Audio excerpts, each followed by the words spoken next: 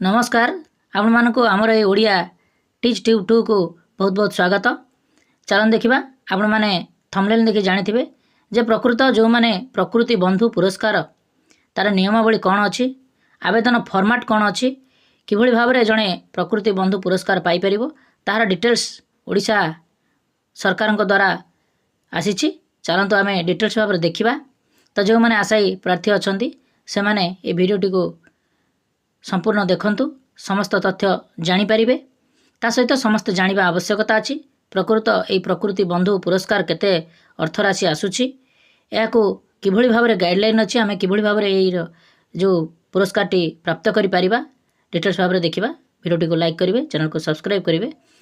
ओडिशा सरकार जंगल परिवेश जलवायु परिवर्तन विभाग खारबल भुवनेश्वर निकट आसी प्रकृति बंधु पुरस्कार ओडिशा सरकार जंगल परिवेश जलवायु परिवर्तन विभाग तरफ प्रकृति बंधु पुरस्कार प्रवर्तन कर मानपत्र सहित 10,000 टंका पुरस्कार राशि व्यवस्था रही। यही पुरस्कार मूल उद्देश्य है परिवेश संरक्षण परिवेश सचेतना सृष्टि क्षेत्र में उल्लेखनीय अवदान पर व्यक्ति को विशेष को सम्मानित करने और कार्य को उत्साहित करने व्यक्ति स्तर में ये उद्यम को उत्साहित करने उद्यम अनुसरण करने को अन्य मानक प्रेरणा देवा यार हूँ लक्ष्य। तेणु 10,000 टंका बड़ कथा नुहे किंतु जो प्रकृति सहित जो तांडव हवाक जाऊँगी ताकू जो मैंने विरोध करुँच जो मैंने सचेतन करुँच लोक मानक किसी कार्य करुँच से गोटे दृष्टांतमूलक पदक्षेप नहीं उत्साहित करने योग्यता हूँ। चलन देखा जे योग्यता मुझे प्रकृति और परिवेश संरक्षण यार सचेतन सृष्टि असीम भाव में अवदान देता प्रत्येक ब्लॉक जड़े व्यक्ति पुरस्कार योग्य विवेचित हो पारे। तेणु ब्लॉक वाइज एटा आपणकर कार्यक्रम करा जाउछि। जिला परिवेश समिति यही पुरस्कार पाई व्यक्ति विशेष को चयन करेंगे और जिला स्तर में विश्व परिवेश दिवस एक स्वतंत्र उत्सव पुरस्कृत करेंगे। पुरस्कार अर्थ को पुरस्कार पाई व्यक्ति परिवेश संरक्षण और उन्नति खर्च करें। तेणु आपण मैंने जानिले तो तार योग्यता कौन अच्छी पुरस्कार पाई आवश्यक योग्यता निम्नलिखित क्षेत्र में कार्यर सफलता विचार कर व्यक्ति विशेष को प्रकृति बंधु पुरस्कार प्रदान करा जिवो। निजर उद्यम वृक्षरोपण कार्यक्रम करेंगे, अन्य मानक वृक्षरोपण कार्य उत्साहित करेंगे, प्राकृतिक जंगलर सुरक्षा और उजुड़ा जंगलर पुनरुद्धार यही कार्य आपड़ जदि करेंगे तो ताहले आपण मानकर योग्यता अच्छी। तापर पक्षी और अन्य वन्यजंतुंकर सुरक्षा क्षेत्र में कार्य करने अक्षय शक्ति उत्सर व्यवहार एवं ता सहित प्रचलित शक्ति उत्स को लोकप्रिय कराइबा ये मध्य गोटे स्तर अच्छी। जल और मृत्तिका संरक्षण क्षेत्र में कार्य करने जनसंख्या नियंत्रण पर जनसचेतना कार्य को हाथ को नेबा यथार्थ और सठिक कारीगर विद्या प्रगति को लोकप्रिय करने प्राचीन कीर्ति मानकर संरक्षण करने पाठचक्र कर्मशाला आलोचना चक्र सांस्कृतिक कार्य वक्तृता संगीत आवृत्ति प्रकाशन प्रचार पत्र इत्यादि आयोजन कर जनसाधारण को सचेतन करने यह कार्यक्रम करि तार योग्यता।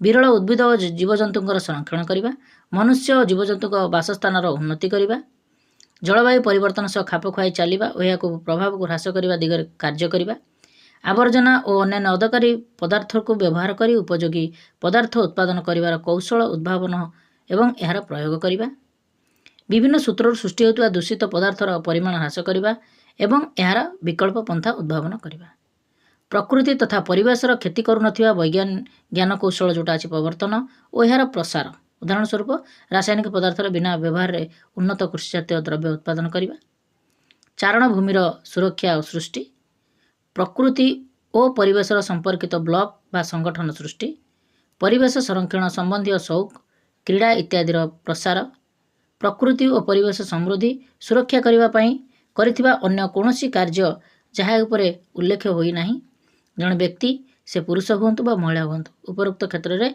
अल्प केतक क्षेत्र में कार्य करते ये पुरस्कार योग्य विवेचित हो पारे। तेणु जो आपण मानकर जिते गुड़े अच्छी प्रोजेक्ट जहाँकि जो पॉइंट गुड़ा देछि सेथि मध्यरु आपण किछिटा कले आपण मानकर विवेचित हेबे जहाँकि पुरस्कार राति पाइबा पाई।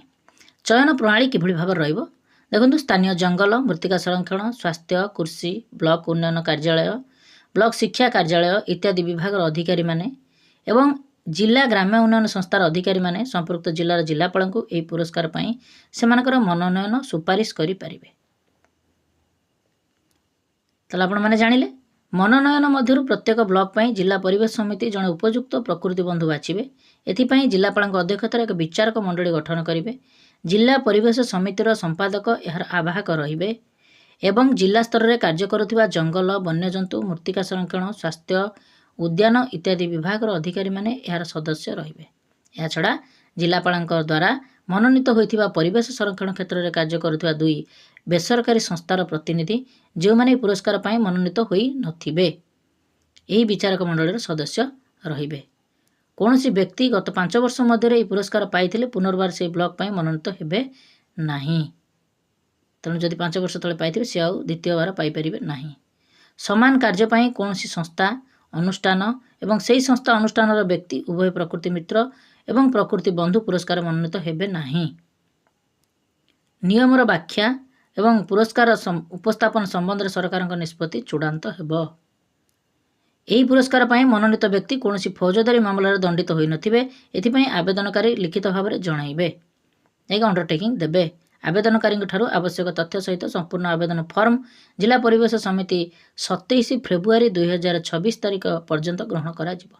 तेणु आसंता 27 तारिख पर्यंत अच्छी जो मैंने इच्छुक प्रार्थी अच्छी से मैंने आवेदन करंतु। जिला परिवेश समिति मनोनयन प्रक्रिया संपूर्ण करी 31 मार्च 2026 सुधा जंगल परिवेश जलवायु परिवर्तन विभाग को पठाइबे। यह सहित मनोनीत होता व्यक्तिर आवेदन फर्मर नकल पठाइबे। तेणु आपण मैंने जानी पारले जे किभଳି भाव में सिलेक्शन प्रोसीजर रोची। तापरे आपण मानकर प्रकृति बंधु पुरस्कार जो फॉर्मेट अच्छी एठार देखंतु किभଳି भाव में फॉर्म अच्छी। आवेदनकारी नाम संपूर्ण डाक ठिकाना टेलीफोन नंबर ईमेल आधार नंबर भोट परिचय पत्र नंबर जहाँकि ए संलग्न करने को पड़ो क्यों ब्लॉक पर आवेदन करुँच। आवेदनकारी संक्षिप्त जीवनी सूचना आवेदनकारी वर्तमान पेशार कौन अच्छा पूर्वरु अन्य कौन पुरस्कार उपाधि पाई तार संक्षिप्त बरणी देवे। परिवेश सुरक्षा और संरक्षण क्षेत्र में आवेदनकारी उल्लेखनीय कार्यक्रम सूचना 250 शब्द मध्य लेखिबे। आवेदनकारी बैंक अकाउंट संपूर्ण विवरणी तथा अकाउंटधारी नाम अकाउंट नंबर बैंक शाखा IFSC कोड अच्छी तो सेगुड़ी आपण मैंने देवे। सहित पासबुक्र प्रथम पेज टी नकल संलग्न करने को पड़ो। तापर आवेदनकारी स्वाक्षर पुरस्कार पर व्यक्ति मनोनीत करुवा अधिकारी नाम पदवी स्वाक्षर संपूर्ण ठिकाना सहित विशेष द्रष्टव्य देखिए। देखु परिवेश सुरक्षा संरक्षण क्षेत्र में मनोनीत व्यक्ति कार्यक्रम संपर्क प्रकाशित संवाद पत्र अंश तथा फोटो मनोनयन फॉर्म सहित संलग्न करें जहाँकि जो जगह किसी आपण कृति प्रकाशित पाई। यह सहित आवेदनकारी कौन फौजदारी मामलार दंडित होई नथिबो ता लिखित भाव में जणाइबे अंडरटेकिंग देबे। तो यही आपण मानकर गाइडलाइन रही जहाँकि किभଳି भाव में जड़े योग्यता हासिल करिपारिबो प्रकृति बंधु पुरस्कार प्राप्त करबा पई। तार नियम कौन अच्छी कौन कार्य करबा पई पड़िबो केते अर्थ राशि संपूर्ण भाव में आपण मानको जानि पारिथिबे।